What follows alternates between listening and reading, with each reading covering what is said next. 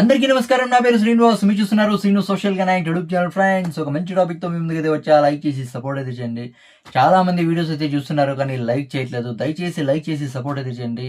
ఇంకా మంచి మంచి క్రికెట్ అప్డేట్స్తో మీ ముందుకైతే వస్తాయి. ఇక లైక్ చేయకుండా టాపిక్లోకి అయితే వెళ్ళిపోదాం. వైభవ్ సూర్యవంశి ఈ ఐపీఎల్ సీజన్లో ఎర్రగొట్టేశాడు.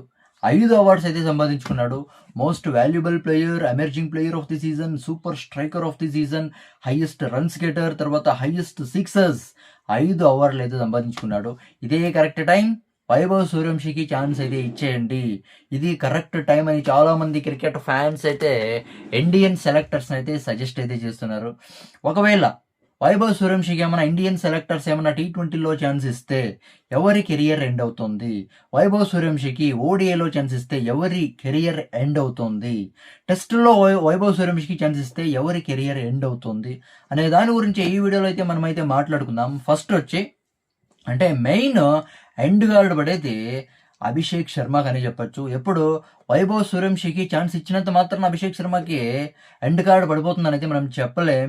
ఎప్పుడు వైభవ్ సూర్యవంశికి ఛాన్స్ ఇచ్చి ఎప్పుడు వైభవ్ సూర్యవంశి ప్రూవ్ చేసుకుంటే అప్పుడు అభిషేక్ శర్మకి అంటే అభిషేక్ శర్మ కెరియర్కి అయితే ఎండ్ గార్డ్ అయితే పడుతుంది. అభిషేక్ శర్మ ఒక పక్క వైభవ్ సూర్యవంశి ఇద్దరు దూకుడుగాడే బ్యాటర్స్, కానీ అభిషేక్ శర్మ కన్సిస్టెన్సీ లేదు. అవునా కదా? ఒక మ్యాచ్ బాగా ఆడతాడు, ఒక మ్యాచ్ ఆడాడు. అది కాకుండా ప్రెషర్ మ్యాచెస్లో, మెయిన్ మ్యాచెస్లో సరిగా ఆడట్లేదు.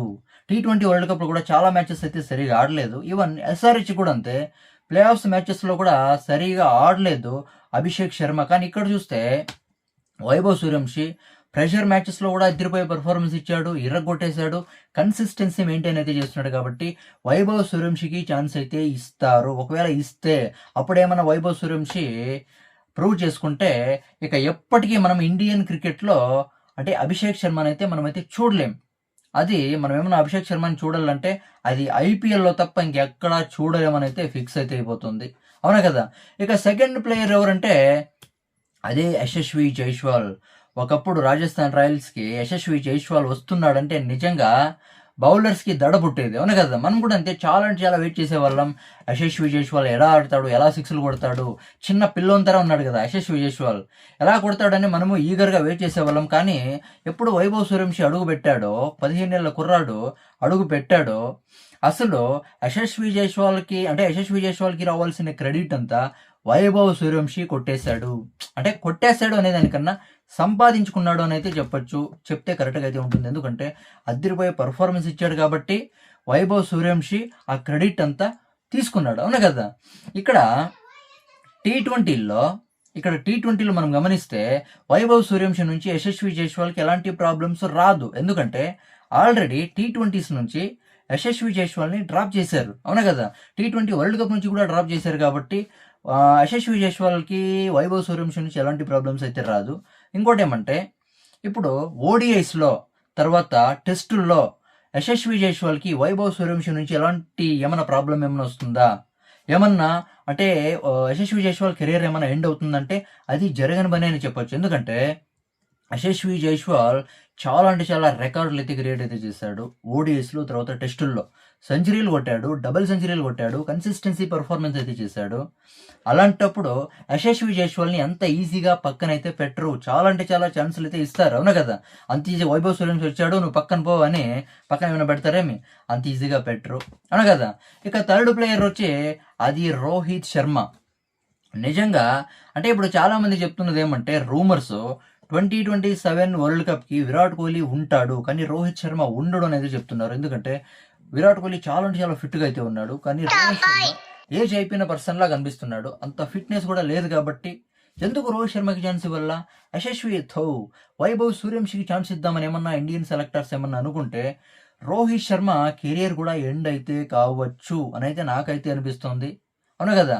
దాని తర్వాత ఫోర్త్ ప్లేయర్ ఎవరంటే అది శుభ్మాన్ గిల్ని కూడా అంత ఈజీగా పక్కనైతే పెట్టరు. శుభ్మాన్ గిల్ని కూడా ఆల్రెడీ T20s నుంచి డ్రాప్ చేశారు.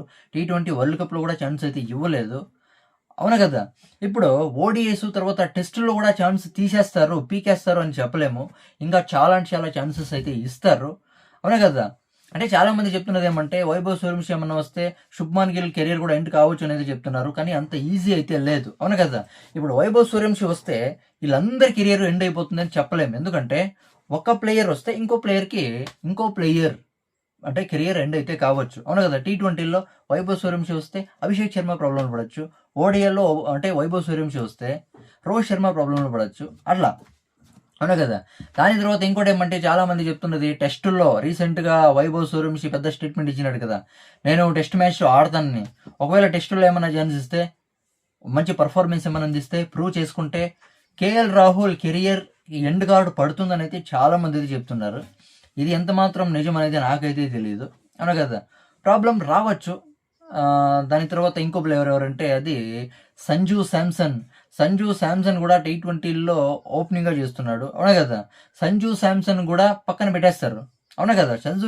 సంజు శాంసన్ కూడా పక్కన పెట్టే ఛాన్స్ అయితే ఉంటుంది అనైతే నాకైతే అనిపిస్తుంది. కానీ ఒకేసారి వైభవ్ సూర్యవంశీ వచ్చాడు కాబట్టి ఒకేసారి ఇంతమంది ప్లేయర్స్‌ని పక్కన పెట్టరు.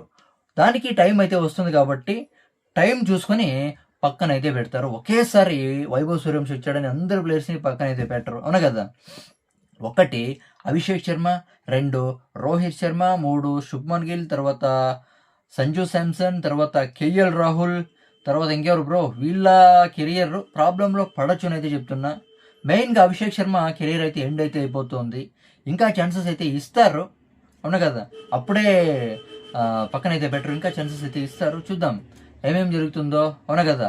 వైభవ్ సూర్యవంశీ కెరియర్ వైభవ్ సూర్యవంశీ ఆట ఎవరి ఆర్ట్‌ని దూరం చేస్తుందో చూడాలా. అవునా కదా! దీని గురించి మీరేమనుకుంటారు కామెంట్ అయితే చేయండి. నా ఎక్స్‌ప్లనేషన్ ఇస్తే సబ్స్క్రైబ్ చేసి సపోర్ట్ అయితే చేయండి. లైక్ చేసి సపోర్ట్ అయితే చేయండి. బై.